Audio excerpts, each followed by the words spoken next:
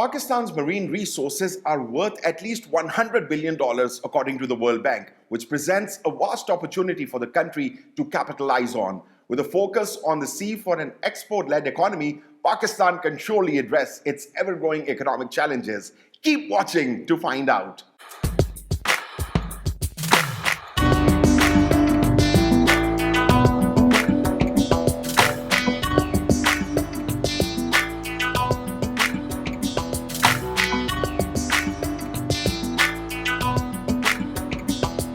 Hello and Assalamu alaikum everyone. I'm DANIAL Khan and you are watching Good News Pakistan. Welcome to my channel. Today we'll talk about Pakistan's blue economy, a multifaceted avenue for economic progress and development. Pakistan's blue economy presents a significant opportunity for the country to earn foreign exchange and achieve economic development through various avenues such as fisheries, coastal tourism, maritime transport, mineral exploration, and renewable energy. According to a report by the Sustainable Development Policy Institute, blue economy has the potential to create job opportunities and significantly contribute to the country's economic progress. Pakistan's blue economy currently only contributes an estimated $1 billion or only 0.4% to the GDP, which is significantly lower compared to other countries. For example, about 10% of China's GDP came from its blue economy sectors in 2022. The World Bank says Pakistan's marine resources are worth at least $100 billion, which presents a vast opportunity for the country to capitalize on. Pakistan needs to focus on the sea for an export-led economy to address the current economic challenges. The coastal areas of Pakistan are rich in bioproductivity and biodiversity, providing breeding grounds for commercially important seafood varieties such as crabs and shrimps, potentially worth $2 billion annually. As of today, the seafood export earnings are only around $450 million or 0.2% of the GDP. Maritime tourism is another avenue that Pakistan can explore to boost its blue economy. The country's maritime tourism currently contributes only around $300 million or 0.1% of the GDP, despite its potential for domestic and international tourism. But in recent years, there has been a positive move towards the sector as the government has started focusing on the maritime sector after decades of neglect. The government's recent favorable policies and investments have led to substantial growth in Pakistan's maritime sector.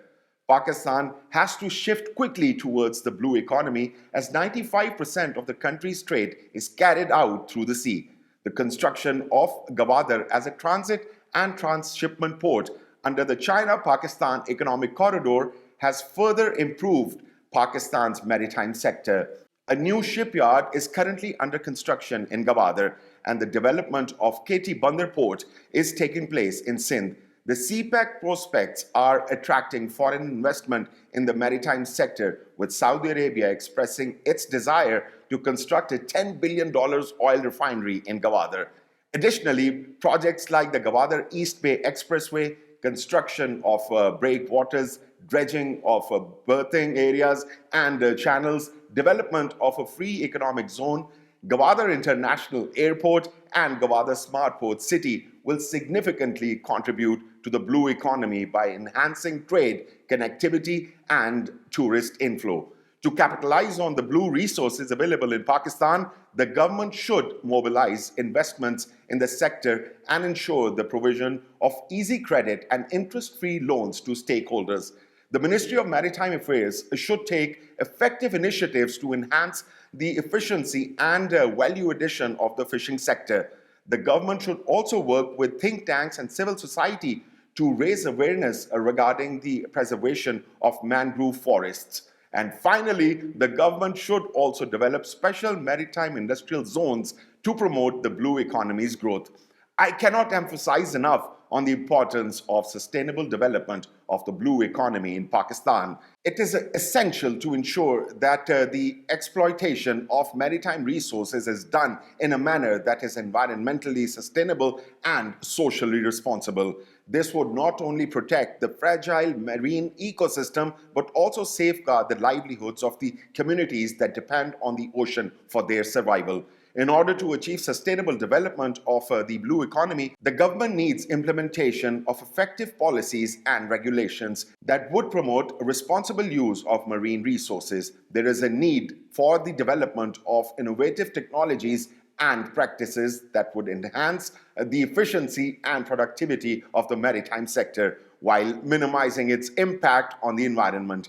Pakistan should also look for international cooperation in the development of its blue economy. We can learn from the experiences of other nations that have successfully developed their maritime sectors and can collaborate with them to access new technologies and markets. China has made significant progress in the development of its blue economy, and Pakistan can benefit from the Chinese expertise and investment in this sector. In conclusion, Pakistan's blue economy has enormous potential to contribute to the country's economic progress and development. With its long coastline and abundant marine resources, Pakistan can leverage the blue economy to create new job opportunities, earn foreign exchange, and enhance its trade and tourism sectors. But this requires a concerted effort from the government, private sector, and civil society to promote sustainable development of the maritime sector and to capitalize on the opportunities presented by the blue economy.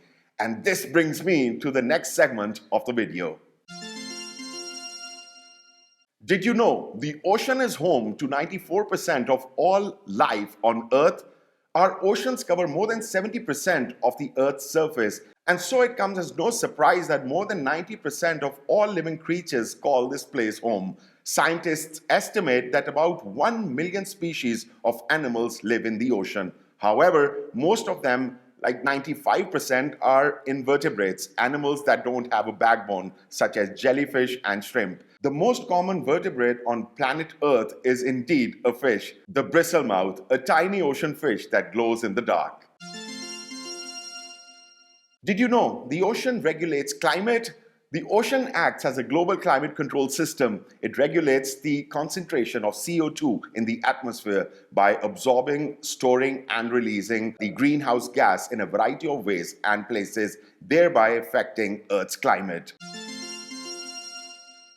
Did you know the ocean is home to the world's largest living structure? The world's largest living structure isn't an enormous corpse of trees or even a massive fungus. It's the Great Barrier Reef off the coast of Australia. So huge, it can actually be seen from outer space. This reef structure is composed of and built by millions of tiny organisms known as coral polyps. It is home to a unique range of ecological communities, habitats, and species, all of which make the reef one of the most complex natural ecosystems in the world. Such amazing facts.